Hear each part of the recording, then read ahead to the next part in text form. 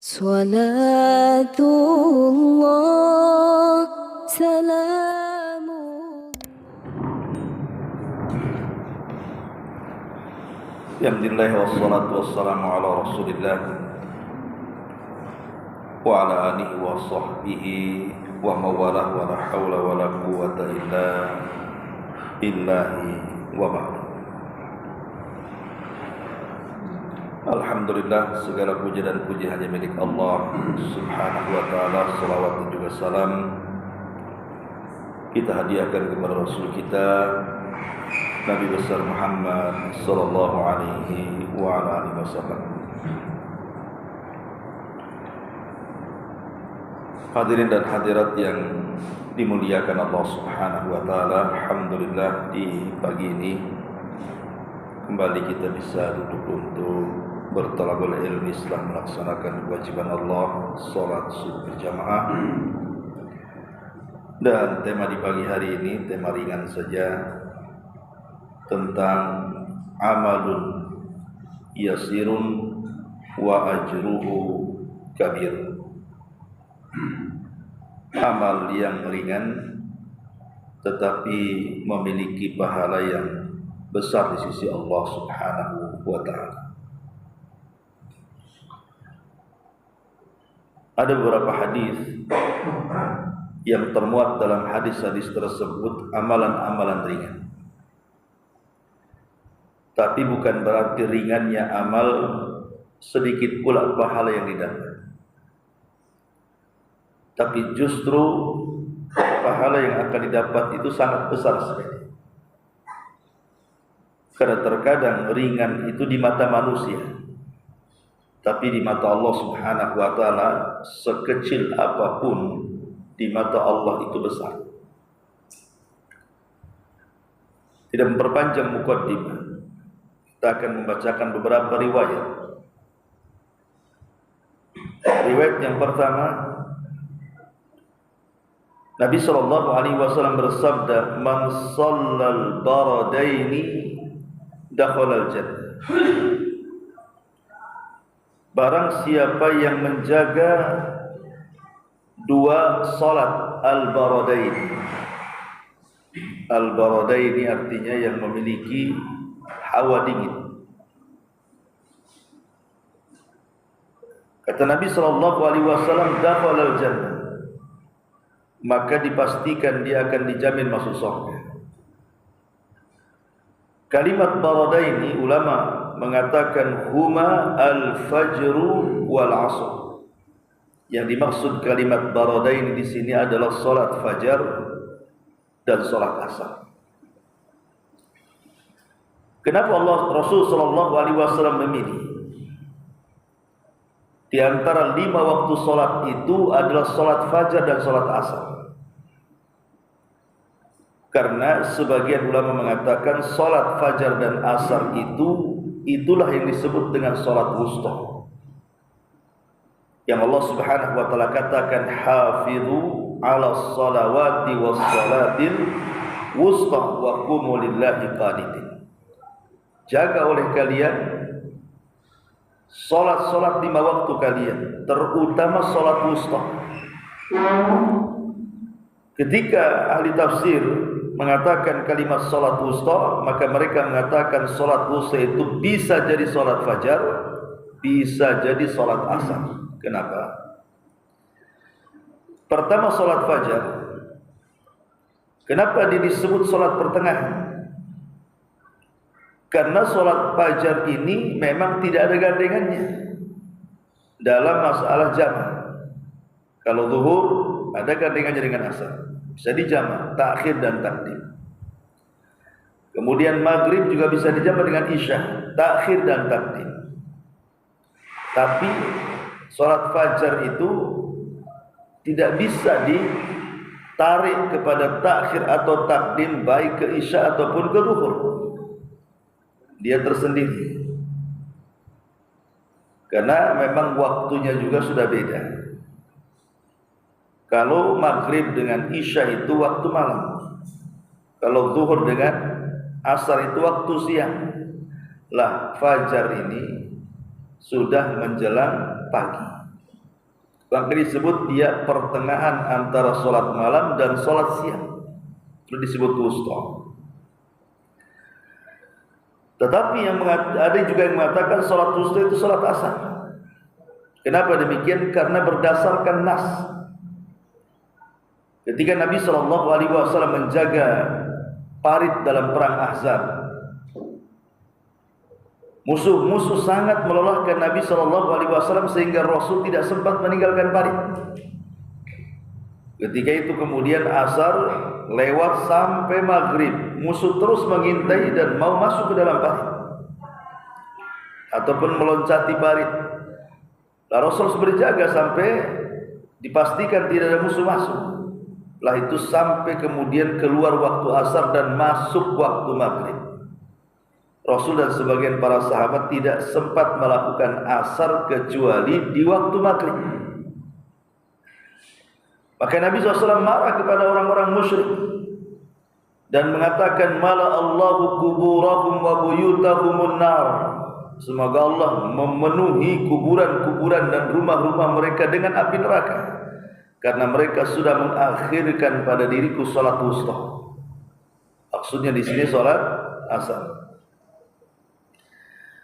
Lah dari sebab inilah kenapa Nabi SAW mengatakan man shallal baradaini dakhalal jannah.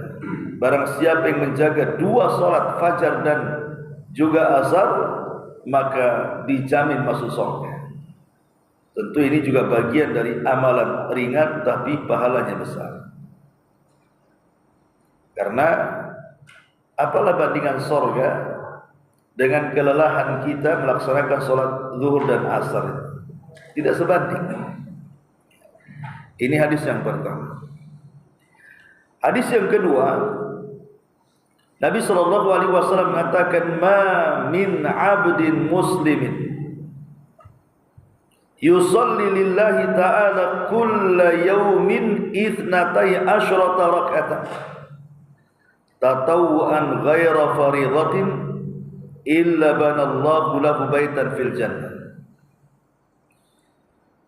Tidaklah seorang hamba muslim salat karena Allah Subhanahu wa taala dalam satu hari itu 12 rakaat.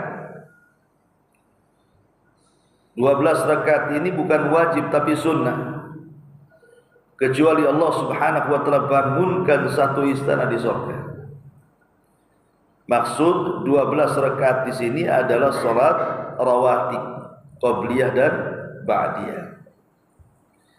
Jadi barang siapa yang menjaga salat rawatib, baik yang qabliyah ataupun yang ba'diyah sebanyak 12 rakaat, tatawu'an maksudnya pelaksanaannya sebagai pelaksanaan sunnah ghaira faridah, bukan sebuah kewajiban, illa banallahu lahu baitan fil jannah, kecuali Allah akan bangunkan baginya satu istana di surga. Ini juga amalan yang luar biasa kan? Amalan ringan menjaga salat rawatib.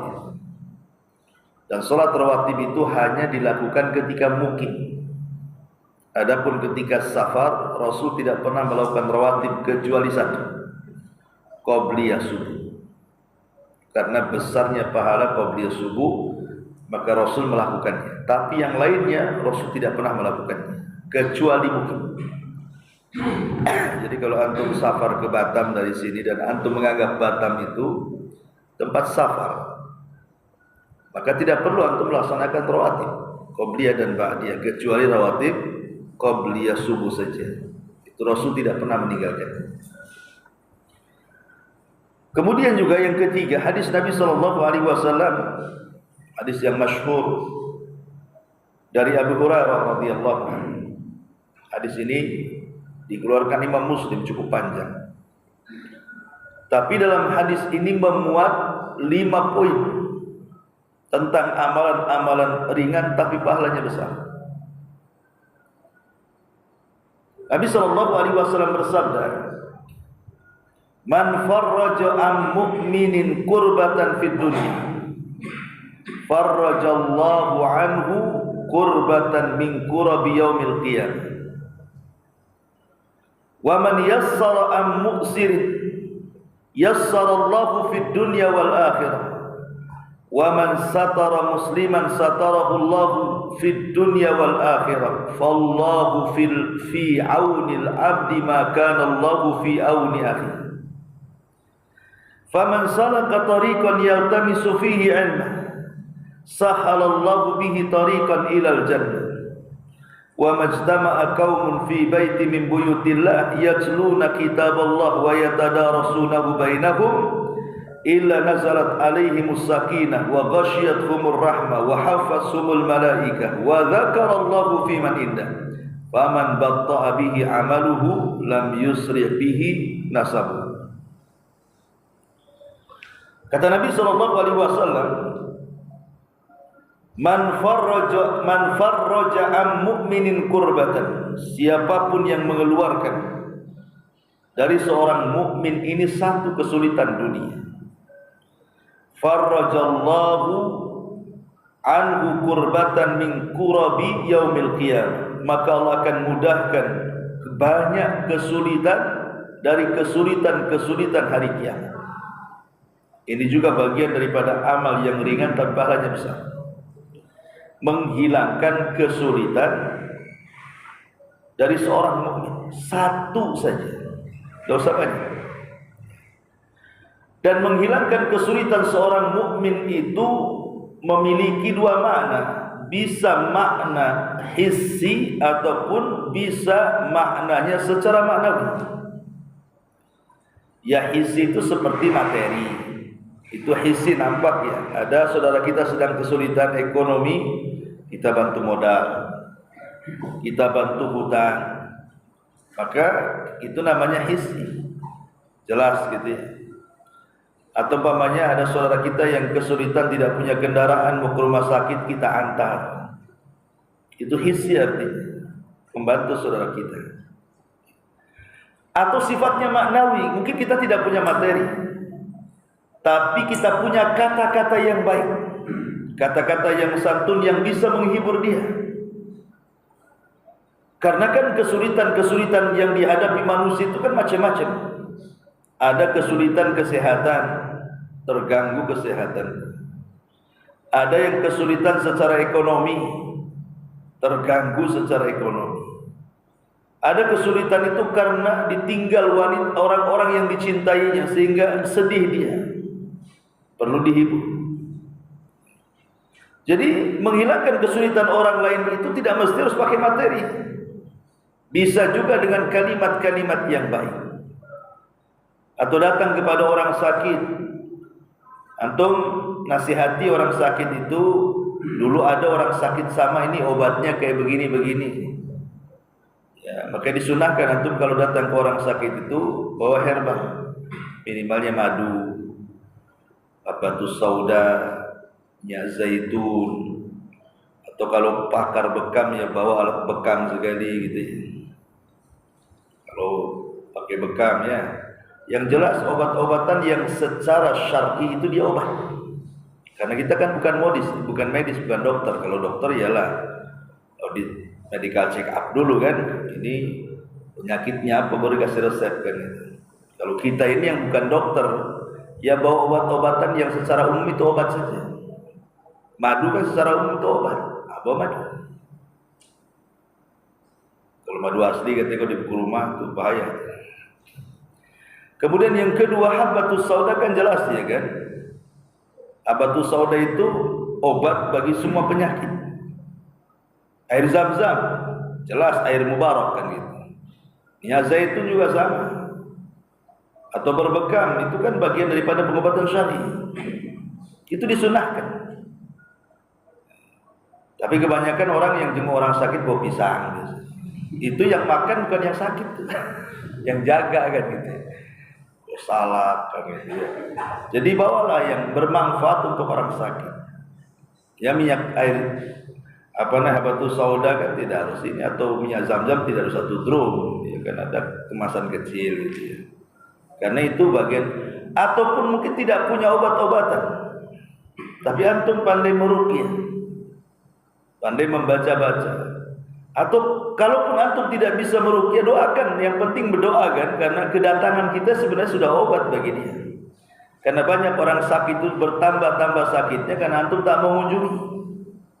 Udah sakit kuadrat sakitnya. Karena merasa hidup sendiri dia. Jadi kedatangan kita itu sudah jadi obat sebenarnya bagi dia. Karena biasanya orang yang mengunjungi orang sakit paling tidak dia akan mengatakan apa? Semoga sembuh penyakitmu. Kan begitu. Itu kan bagian daripada terapi juga. Jangan-jangan doa itulah yang menyembuhkan dia, bukan obat yang dia makan. Kita tidak tahu penyembuh itu dari mana. Makanya terpenting adalah bagaimana kita menghilangkan satu kesulitan, tapi lihat bagaimana balasannya. Allah Rasulullah SAW mengatakan, "Farrajallahu anhu kurbatan min kurabi yaumil qiyamah." Maka Allah Subhanahu wa taala akan menghilangkan banyak kesulitan dari kesulitan-kesulitan hari kiamat. Satu kesulitan yang kita hilangkan dari seorang mukmin, tapi balasannya banyak kesulitan yang Allah akan hilangkan pada hari kiamat. Kan enggak balance nih kawan. Satu kesulitan dibalas dengan banyak kesulitan yang kita akan hadapi kemudian Allah hilangkan. Itu satu sisi. Di sisi lain, kesulitan akhirat itu jangan bisa dibayangkan. Enggak bisa dibayangkan kesulitan akhirat seperti apa. Kalau kesulitan dunia bisa kita bayangkan, paling tinggi kematian lah. Tapi kesulitan akhirat siapa yang bisa membayangkan? Bagaimana manusia dibangkitkan, bagaimana manusia dihisab, bagaimana manusia ditimbang, bagaimana manusia diseberangkan di titian dan begitu seterusnya. Enggak bisa kita bayangkan sulitnya kehidupan akhirat itu. Tetapi Allah Subhanahu wa taala Maha Adil. Sesulit apapun kesulitan-kesulitan akhirat, Allah Subhanahu wa taala akan janjikan kepada kita akan dihilangkan kalau kita menghilangkan kesulitan saudara kita walaupun satu kesulitan. Bagaimana kalau banyak kesulitan kita hilangkan? Tidak dengan materi, tidak dengan lisan, hiburan dan begitu seterusnya kan gitu. Seperti antum takziah. Ada orang kena musibah. Takziah itu apa artinya? Memberikan nasihat kesabaran. Ya. Jadi kalau ada umpamanya tetangga kena musibah, ada orang-orang yang dicintainya meninggal dunia, entah mungkin meninggal suaminya, atau ditinggal mati istrinya, kan gitu ya. Kalau ditinggal mati suaminya, tinggal bisikan saja. Abang siap insyaallah. Gitu ya. Tapi kalau yang meninggal istrinya ya bilang aja, nah Anda punya saudari, sudah hilang datangnya, saya mau kasih itu saudarinya, mana? Nah anak hibur antum aja kan, coba antum agak tenang saja, ya namanya bercanda, tapi jangan kebablasan pula bercanda ya. Ini yang pertama. Yang kedua, kata Nabi SAW, "Wa man yassara am mu'sir." Barang siapa yang menghilangkan dari seorang mu'sir. Di sini Nabi SAW menggunakan nakirah, menggunakan tanwin, mu'sir. Apa faedah nakirah itu? Dalam ilmu bahasa Arab, nakirah itu tufidul umum, memiliki makna umum. Artinya baik yang mu'sir ini orang mukmin ataupun orang kafir. Baik kita membantu orang yang muksir itu sedikit ataupun banyak. Apa sih arti muksir itu? Muksir itu orang yang kelit hutang. Jadi kalau seandainya antum datang ke saya, ya Ustaz, ada uang enggak? Ada. Berapa butuhnya? 10 juta. Banyak kali ya untuk usaha. Akhirnya saya kasih pinjam 10 juta. Kapan mau bayar? Bulan depan Ustaz. Oke, saya catat bulan depan. Sudah bulan depan, rupanya usaha antum bangkrut. Dah jalan gulung tikar, tak pernah bentang-bentang tikar, bangkrut. Ya. Jadi saya nagih lah, mana utang kemarin katanya bulan ini mau bayar. Aduh, belum ada Ustaz. Lah ini kesempatan bagi kita kalau menghutangi orang itu untuk apa? Yassara am mu'sir, memudahkan. Dengan cara apa? Ada yang hukumnya wajib dan ada yang hukumnya sunnah. Adapun yang wajib adalah ingdharul mu'sir, memberikan tambahan waktu pembayaran. Itu wajib hukumnya. Karena Allah mengatakan, wa in kana dzu usratin fanadhiratun ila maisaratin. Kalau seandainya orang itu memang sulit membayar, tapi bukan karena zalimnya. Ada orang yang sulit bayar itu karena zalim. Zalim itu dia sanggup bayar, tak mau bayar. Itu zalim namanya. Tapi memang ada orang itu memang tak sanggup bayar memang. Diusahakan apapun tidak sanggup bayar dia. Maka yang seperti ini wajib hukumnya kita menambah tangguhan waktu. Ya sudahlah, kalau antum tak bisa bayar bulan ini, saya tambah 2 bulan lagi. Itu hukumnya wajib.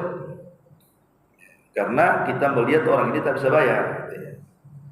Adapun yang sunnah itu 2. Pertama, antum pangkas tuh nominal hutangnya. Ya sudah, antum kan 10 juta, bayar 5 juta saja. Kapan? Yang 5 juta ini saya sedekahkan. Atau yang paling afdol, kalau antum sanggup, ya sudahlah, saya ikhlaskan lah yang 10 juta itu.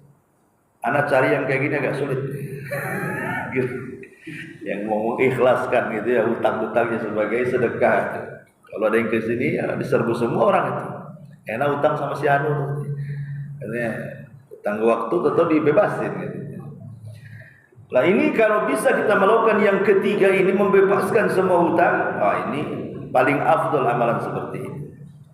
Lah barang siapa yang mempermudah, tidak mempersulit orang yang terlilit hutang ini, baik dengan cara yang wajib menangguhkan waktu, ya kapan-kapan sajalah kan ada waktu, bayarlah kan itu.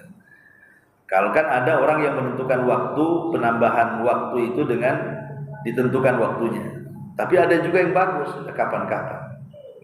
Itu sebenarnya sama juga dengan membebaskan itu kalimat kapan-kapan. Karena biasanya kalau sudah dibilang kapan-kapan nggak bayar sama sekali itu. Jadi intinya bahwa 3 perkara ini itulah disebut memudahkan muhsin. Lalu lihat bagaimana Allah Subhanahu wa taala membalas. Yassarallahu fid dunya wal akhirah.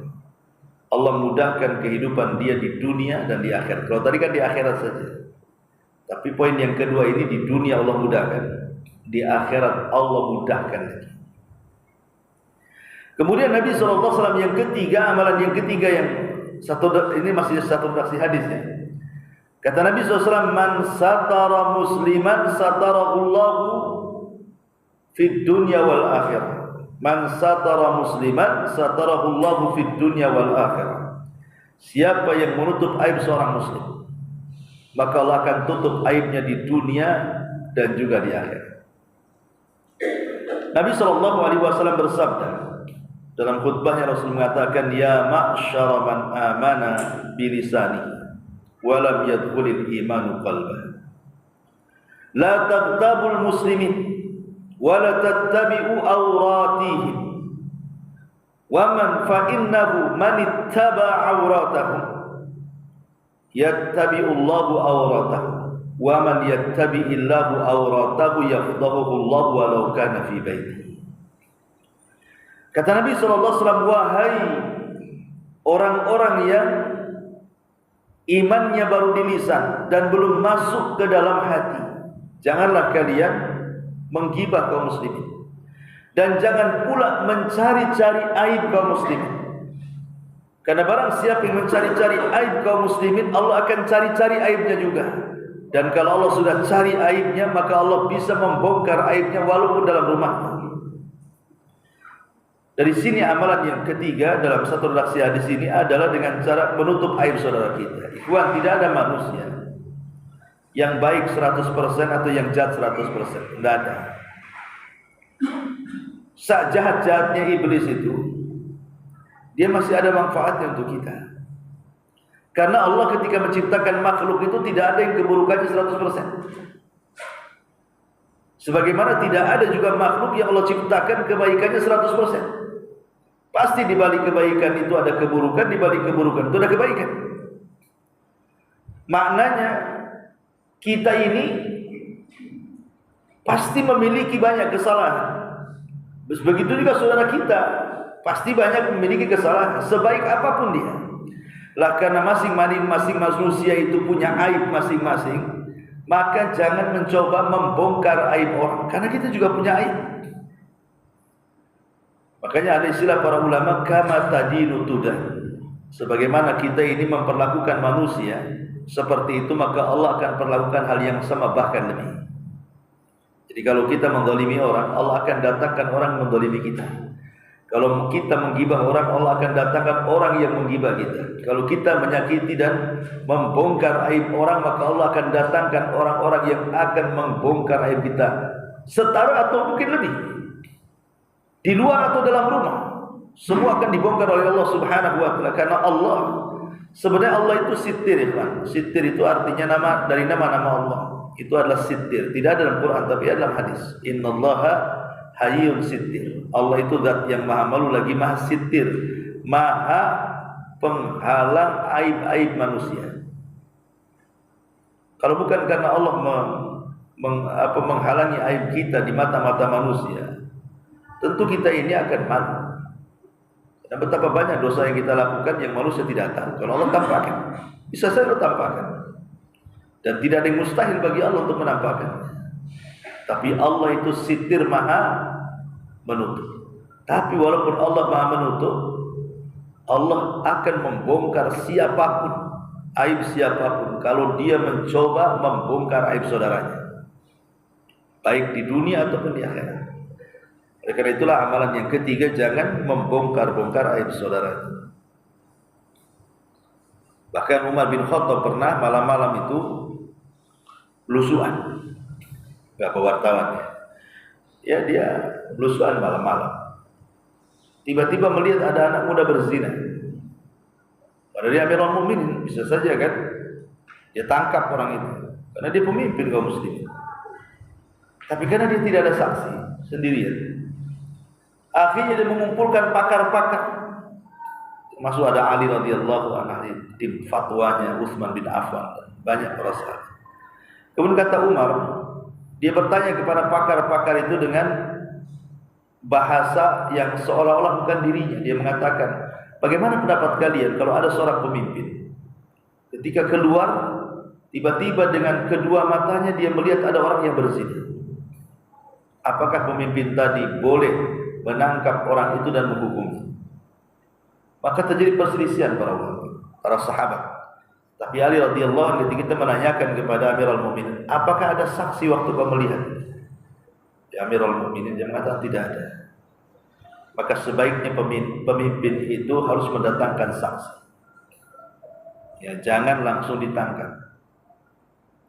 Maka Umar bin Khattab radhiyallahu anhu langsung mengaku, oh kalau begitu kedua mataku yang salah, engkau yang benar. Seolah-olah dia tidak pernah melihat. Ya kan? Kalau kita enggak, lihat ada ikhwan gitu kan, wah langsung atau bisik-bisik sama kamu, enggak tahu beritanya ada, kurang update namanya. Bayangkan diceritakan. Mungkin atau malam-malam lewat ke diskotik, hanya lewat di jalan, tampak pula orang berjanggut di diskotik itu.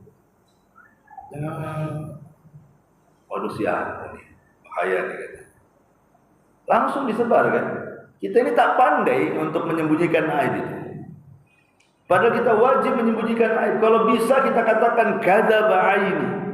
Ini mataku yang dusta ini, bukan si dia. Itu preman berjanggut wajar lah kan itu. Biar sangar. Ya, jadi kalau bisa itu kita katakan seperti karena Isa ibn Maryam dalam akhir itu dia mengejar pencuri. Jelas-jelas kedua matanya melihat dia mencuri. Dikejar sama dia, ketangkap lagi. Kemudian ditanya, apakah kau mencuri? Wallahi aku tidak mencuri, bersumpah dia, padahal dusta. Tapi Isa melihat sumpahnya, dia mengatakan shadaqta wa kadzaba, ini kau benar, mataku yang tersilap. Maksud dilepas untuk menutup aibnya, karena kan saksi masalahnya kan. Jadi memang dalam urusan-urusan aib orang itu sebaiknya jangan diurus. Urus saja urusan kita, jangan urus orang lain. Maka di zaman Rasul ada seorang namanya Hazal. Hazal itu punya budak namanya Ma'iz. Budaknya pula berzina. Setelah berzina dia merasa bersalah. Cerita sama tuannya, Hazal, aku sudah berzina. Oh, marah Hazal. Kau datang kepada Nabi, kau tobatnya. Akhirnya kemudian dia terpengaruh dengan ucapan majikannya, Hazal datang kepada Rasul. Kemudian mengatakan, ya Rasul, zana itu fatahir. Ya Rasul, aku sudah berzina, bersihkan. Oh kata Rasulullah, kamu nggak berzina, kau hanya peluk-peluk saja, pulang aja sana. Dibilang peluk-peluk, padahal dia ngaku. Sementara ngaku itu kuat-kuat dalil. Kalau ngaku itu tidak perlu saksi. Namanya dia ngaku, bukan saksi-saksi. Saksi itu datang. Kalau kata ngaku, ini ngaku. Ya. Tapi Rasul tetap menutup aibnya. Pulang, kau ini tak berzina, kau hanya peluk-peluk saja. Rasul betul-betul aku berzina loh, apa sedih melaksanakannya.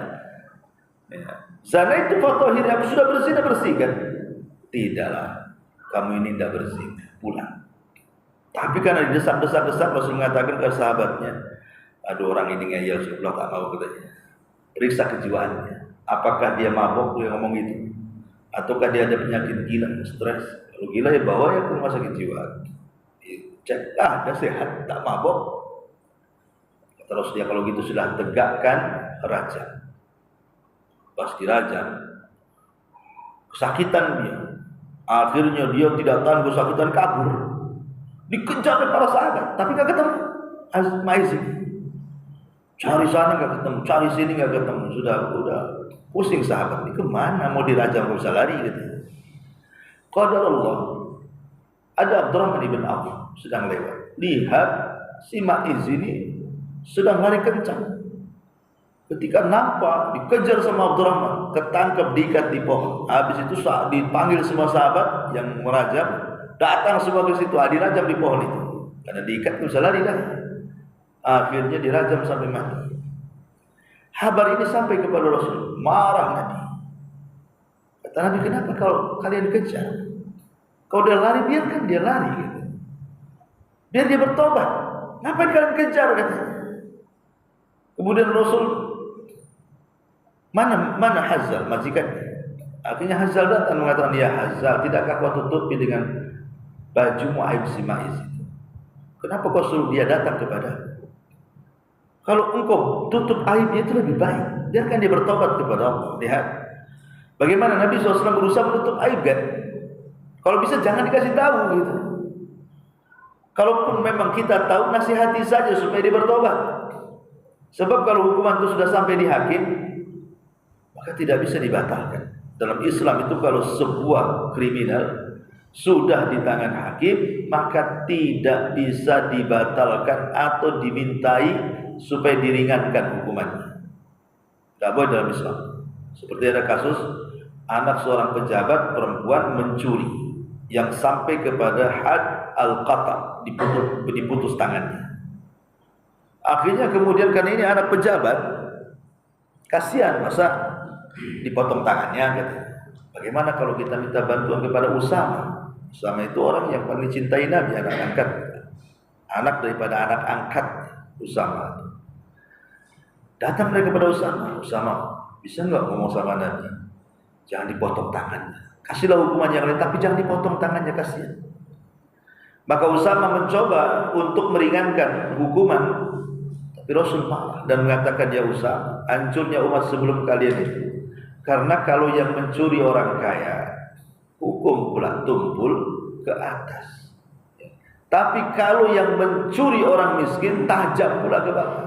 Kata Rasul, itulah hancurnya umat dulu. Dan ini sudah ada di negeri kita.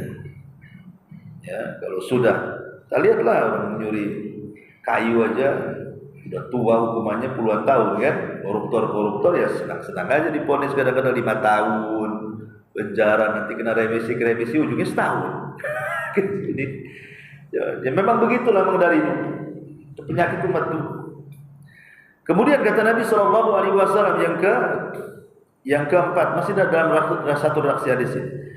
Yang keempat, man salaka tariqan yaltamisu fihi ilman sahhalallahu bihi tariqan ilal jannah. Barang siapa yang berjalan, ya jalan itu bisa jalan kaki, bisa pakai kendaraan. Yaltamis, iltimas itu artinya seperti orang buta mencari-cari barang. Itu bahasa Arabnya iltamasan. Jadi kalau orang buta itu kan nyari barang kan, mau nyari bandrek, kan agak sulit kan orang buta. Dia harus punya ijtihad, kesungguhan dalam mencari barang yang dicarinya. Walaupun satu barang, itu namanya dalam bahasa Arab iltimas. Ya. Maka di sini Rasul mengatakan man salaka tariqan yaltamis dari kalimat iltimas. Jadi barang siapa yang berjalan Yaltamis itu artinya seperti saya katakan tadi, orang buta mencari-cari jalan, mencari-cari barang. Berarti ketika dia berjalan menuntut ilmu itu seperti orang buta, ada kesungguhan ingin mendapatkannya, tidak harus banyak. Boleh jadi 1 hadis atau 2 hadis gitu ya. Yang penting dia mencari. Man salaka tariqan yaltamisu ilman. Ilman di sini ya umum, nakirah tufidul umum. Bisa ilmu agama atau ilmu dunia. Tapi kalau ilmu agama jelas manfaatnya. Kalau ilmu dunia itu kadang manfaat, kadang tidak. Ilmu dunia itu kadang manfaat, kadang tidak. Tetapi yang di sini yang dimaksudlah ilmu agama yang bermanfaat. Bermanfaat untuk Islam dan kaum muslimin. Dan itu dinilai dari niat, bukan dari zat ilmunya. Makanya saya sarankan, kalau antum punya anak dari kecil, nampak cerdas lah anak antum, mungkin cerdas di atas rata-rata ya. Maka kalau punya anak yang cerdas itu, arahkan ke agama. Karena kecerdasan tanpa iman itu bisa membahayakan ya. Kecerdasan tanpa ada kejernihan hati itu membahayakan. Kata Ibnu Taimiyah, utu zakaan wala yu'tu zakaan. Banyak orang diberikan kecerdasan tapi tidak diberikan kejernihan hati, akhirnya rusak. Yang ngakal-ngakali itu kan orang-orang cerdas biasanya kan. Kenapa kemudian para penipu, para koruptor, orang-orang yang sesat itu rata-rata cerdas otak mereka itu?